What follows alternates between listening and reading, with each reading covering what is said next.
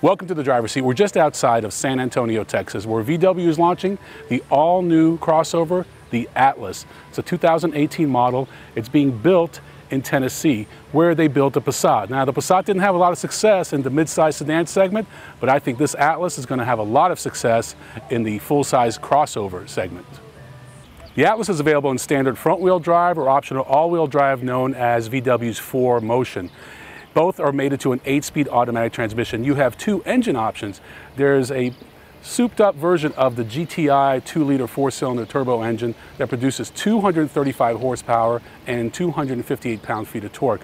The 3.6 V6 we're driving today just has a little bit more horsepower and about the same torque, but this is the one you want if you're going to be doing some serious towing. So we spent a full day with the Atlas, and we're not too impressed with the suspension. We definitely think it's on the softer side. When you look at the Mazda CX-9 as the performance leader and benchmark in the segment, it handles a lot better than this Atlas. It's not bad, but it could definitely use a little tightening up. The steering is more than acceptable. The transmission's fine. I wanted paddle shifters.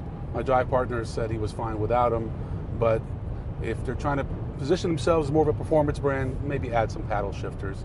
Earlier we drove the SCL model, which did not have the virtual cockpit and was front-wheel drive. This is an all-wheel drive with the virtual cockpit, and it's a big improvement. I think this is the kind of visual imagery that buyers in this segment are looking for. As far as I'm concerned, all the trim levels should have it. Engine noise was relatively quiet. Even though we're on some rough roads, they did a good job of making this a very quiet vehicle.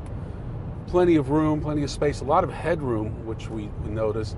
And overall, I think the packaging is okay, but not great, because on the lower trim levels, you don't get things like blind spot monitoring. And I think if VW is going to make a name for itself and really try and break into a segment that they don't have a presence in right now, they need to bring some value proposition, much like Hyundai and Kia have. If I were in the market for a vehicle in this segment, I would certainly have the Atlas on my shopping list, and depending on the deal, it might make it as high as a number 2 or number 3. I haven't driven the Traverse yet. I've driven all the rest. I think that the Mazda CX-9 is definitely the best driving vehicle in that segment. And beyond that, you've got a lot of competitors that are bunched up together, like the Pilot and Highlander. But I think this is right there in that second tier. Both Atlas models we've driven today are the V6 variant. There is also a 2-liter 4-cylinder available, and we think that's going to be the livelier, lighter engine. However, it's not going to be offered in the 4Motion all-wheel drive system, and we think that's a real negative on the Atlas. As far as fit and finish, very impressed with what VW has done. The steering wheel is just a little slightly larger version of the GTI steering wheel. In fact, the 4-cylinder engine is a more souped-up version of the base GTI. That one has 210 or 220 horsepower. With this car, you get 235 on the 4-cylinder.